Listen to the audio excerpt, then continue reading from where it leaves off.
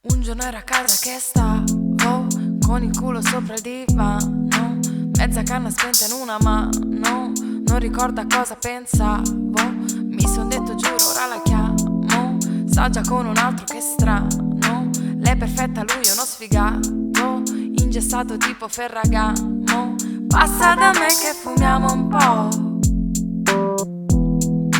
passa da me che parliamo un po' e beviamo un po', e poi non lo so, puoi anche fermarti qui a cena se ti va.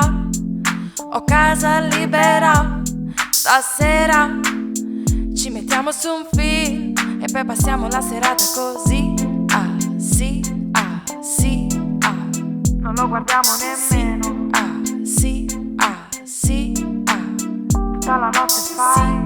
Ah sì, ah sì, ah. Vuoi stare solo con sì, me? Ah sì, ah sì, ah. Dovremmo scendere a comprare le sigarette o anche ordinare qualcosa da mangiare, ma non c'è fretta per me. Abbiamo tutto il weekend, così caldo in camera al buio, che anche se fuori c'è il diluvio, più che dicembre sembra luglio. Domani poi non vado in studio, magari avevi qualche dubbio su cosa fare questo fine settimana. Con te io andrei dappertutto, se vuoi facciamo un altro giro della casa, e se finiamo nel mio letto è per caso, però non è che sei inciampata.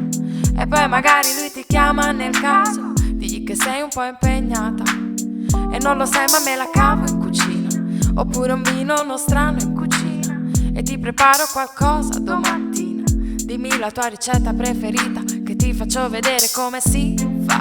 Sì, ah, sì, ah. Non cuciniamo nemmeno. Sì, ah, sì, ah, sì, ah. Prendiamo due pizze, dai. Sì, ah, sì, ah, sì, ah. Vuoi stare solo con me? Sì, ah, sì, ah.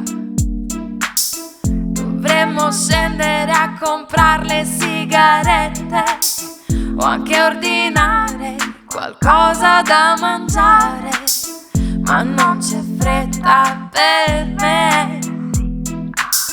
Abbiamo tutto il weekend, passa da me che fumiamo un po'. Passa da me che parliamo un po' e beviamo un po', e poi non lo so, puoi anche fermarti qui a cena se ti va.